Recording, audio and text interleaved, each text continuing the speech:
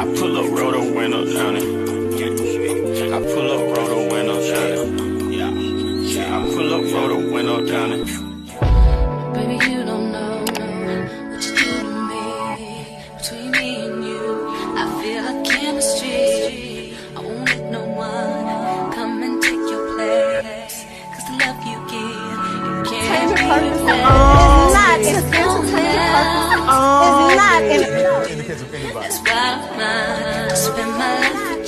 Hi, hotties, kettles, tea stirs. You're here for hot tea. All commentary is alleged, and in my opinion, this is for entertainment purposes only. Okay, y'all, let me run up in here with an update. First, I did not mean to post them people address on my last video.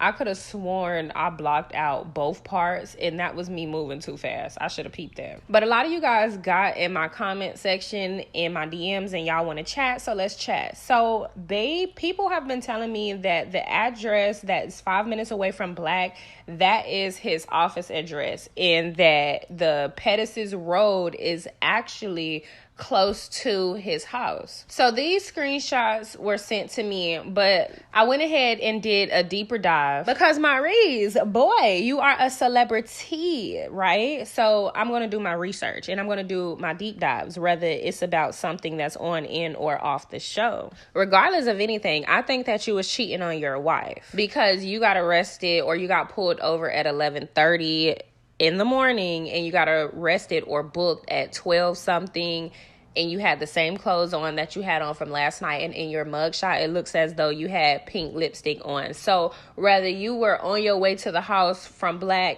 or not, I still think you was cheating on your wife. And Kimmy know you was cheating on her. So I'm not giving up my theory of you cheating on that lady and you leaving the spot in which you were at because you had just got done cheating. I'm not giving up on that theory, right? I think you got arrested leaving from cheating. Whether you left Black or you left Credit One, because Credit One is only 5 minutes away from Black. Mind you, Credit One do have the little lights all over the place like it's the boom boom room.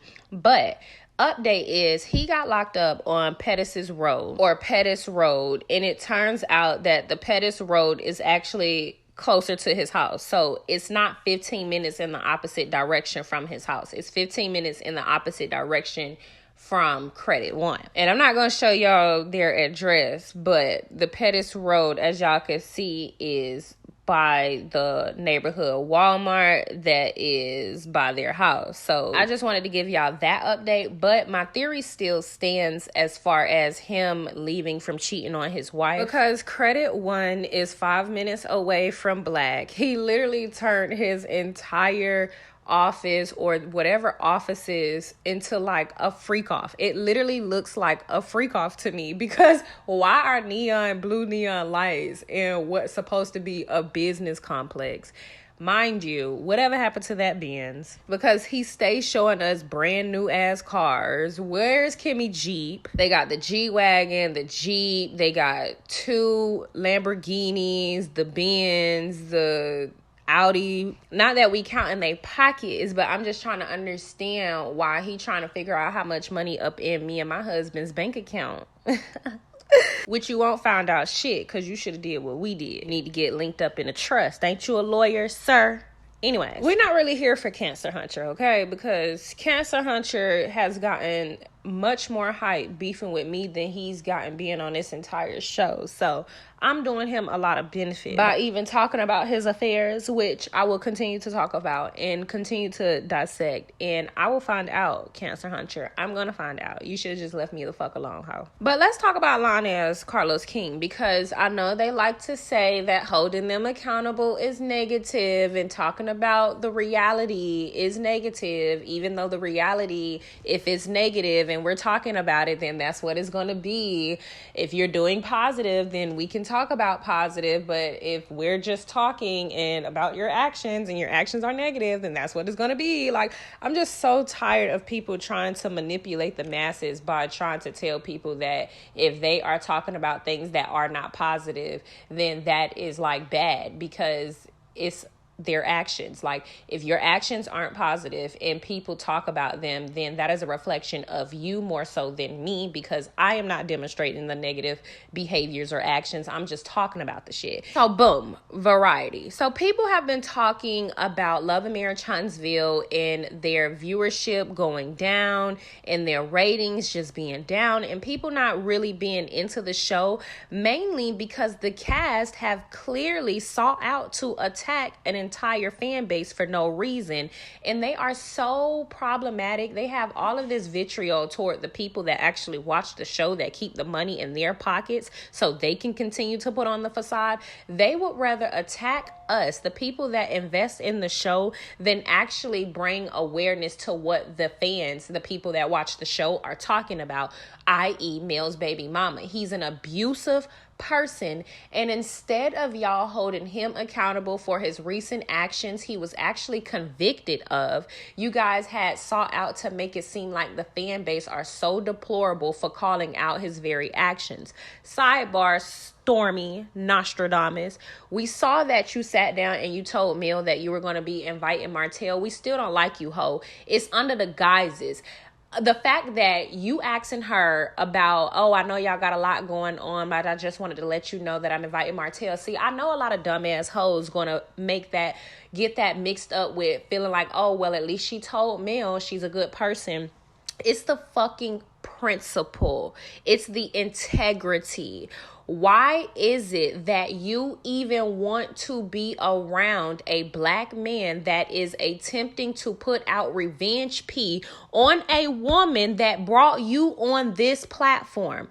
Do you get what I'm saying? It still don't make you look good, bitch. And I know you try to sit up here and make it seem like you like this decent woman and you trying to move forward and move past things, but you a evil as fuck ass hoe. So instead of you doing what Neil did and say, hey, you know what? I'm not really going to invite you, Martell, because you got a lot going on. Because I don't really rock with Neil, but at the very least, that's more of the woman thing to do. You're basically going to tell her, hey, I invited him to do this, so I just want to give you the heads up. You let it be known, like, hey, I'm inviting him. Do you want to come? And it's really shisty and sneaky, because at this point, he had already gone on multiple platforms and said out of his own mouth that he sent Melody a screenshot of him in her. So you are a deplorable, idiotic, nasty, wicked, fucking fat-nosed, Titanic-nosed bitch, and you think people are supposed to resonate with that? Only dumbass hoes gonna resonate with that, in my opinion. I don't care what nobody say. I am not that vain or that flawed. Like, I cannot see past that bullshit. You want to claim to be such a good, decent woman, but you have continuously aligned yourself with an abusive man. No good, decent woman would ever befriend a man like Martell based on the things that we've seen. And above all of that, no decent woman is going to be in alignment with Mel and then turn on her and align themselves with her ex-husband, whether they fall out or not. It's not the fact that you fell out with Mel, you fat-nosed, Titanic-nosed asshole. It's the fact that you are intentionally aligning yourself with all of her enemies, but the main one being her baby daddy, her ex-husband, the one that sent a mistress that you knew of before you sought out to befriend Mel to harass, stunt, stalk, humiliate. And you think, I'm just saying, y'all can see whatever the fuck y'all want to see in that scene. All I see is Mel clocking in, and I see Nostradamus clocking in and trying to be strategic and thinking that she's smart when she's really a wicked, idiotic, weirdo fucking whore. And I get it. You might say, oh, here for hot tea, here for hot tea. You know, that's a little bit too much. That's a little bit too much. That's a little too vulgar. And I absolutely get it. But nothing pisses me off more than a nasty, wicked, evil, micro, passive-aggressive woman. Because again, it's not the fact that you don't like Mel. You cannot like whoever you want. It's the fact that you intentionally are going out of your way to do nasty, evil shit. The fact that you have aligned yourself with an abusive man like Mel's baby mama, but claim that you are for the girls and you have this allegedly black owned business that is predominant, your customers are predominantly black women, is ultimately insane to me. And your chaotic face ass really think you doing something by playing the nasty game that you playing. But you know what? The thing is, it can look good for now, but the intent behind what you're doing will read over everything. And that, baby, is what you will have to face. That. You will have to face your intentions again. Karma always come back around through intent. So if you really had good intentions, you answer to karma for that. Regardless, it shows your lack thereof. You lack morals and integrity, and you're just not a good woman or person. You a good nose, but that's it. But that was my little rant because Nostradamus really aggravate the shit out of me. Carlos posted that Variety reviewed them, or he posted Variety ratings, and it says on Saturday, June 8th, the series averaged a 3.36 L3 rating in that demo, a 211% ratings increase in the demo versus the live, plus SD ratings, making the show the highest live plus SD to L3 increase ever. According to OWN, more than 3.7 million total views have watched Love and Marriage Huntsville across. And when he first posted this, I was very perplexed. I'm trying to understand what is it that he's trying to say when it comes to these ratings. So is it that he's trying to say that the people are watching the show more but not live? So these are not the live ratings. These are like the rewatched ratings. I'm not understanding what it is that he's trying to say. A lot of you guys were saying that that these people have basically counted the total views for the whole entire season. And even still, it's the manipulation in the witchcraftery, right? But I have been following the ratings via TV Deets. We've always followed the ratings via TV Deets prior to me ever even getting a channel, okay? DJ Richie Scott always, going to TV Deets. Like literally every content creator that I know use TV Deets. I don't know any other source that people use before TV Deets, okay? Yes, there are other platforms, but let's fucking be real. All right, the main one is TV Deets, and TV Deets has been the main source that Carlos has quoted since the show has been on. TV Deets also have no bone in the fight, right? They don't have no dog in the fight. They don't have, no reason to lie. So somebody asked TV Deets, can you please explain the Variety article stating that Huntsville had its highest ratings? Thank you. Then they say, what Variety article? I took a look and it seems like this was a made up meme. And then they also let us know that they haven't had a chance to watch Love and Marriage Huntsville because where they are, they won't be able to watch it until the season has already ended. And then they gave us a link to where we can check out the ratings for the show. And to me, this is what I mean by Carlos just being disingenuous, because just be real at some point. You don't have to continue on with the facade. I think when you acknowledge that the fans are upset that you have continued to allow an abuser like Mel's baby mama to film, maybe the ratings would change. But the fact that instead of you looking at the ratings and saying, okay, they might not really be feeling the show because of this, that, and the third, let's try to switch some things up, you would attempt to lie and make it seem as though you're still, the number one show, or make it seem as though like you are really still, where the show is just so successful. And it's not that people don't want the show to be successful. People want you to hold these fucking people on this show accountable for the behaviors that they've displayed. And instead of you taking that shit serious, y'all try to make it seem like the fans that put the fucking views and money in y'all pocket are doing too much. And I think that is where you went wrong.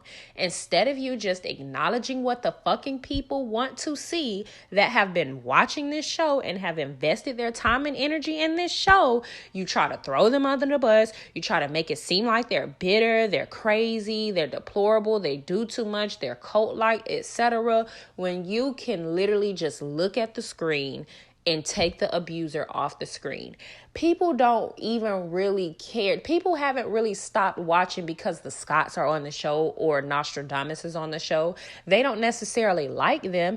And if they were ganging up on Mel, then yeah, they would stop watching the show. But it's mainly because of an abuser. You have seemingly rewarded an abuser. So not only have you given him more scenes, you haven't fired him, suspended him, or anything. You've given him more scenes. You actually rewarded an abuser. And then on top of rewarding an abuser, none of the castmates are actually acknowledging how dangerous and crazy his behaviors are.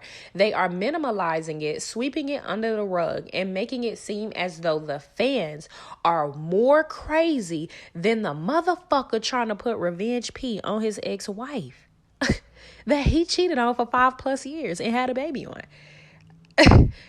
Do y'all understand that? Like, do y'all get that? Do y'all understand? Do y'all get that, Carlos? Do you understand that? Because, my God. Yeah. I pull up, roll the window down it. I pull up, roll the window down it. Yeah. I pull up, roll the window down it.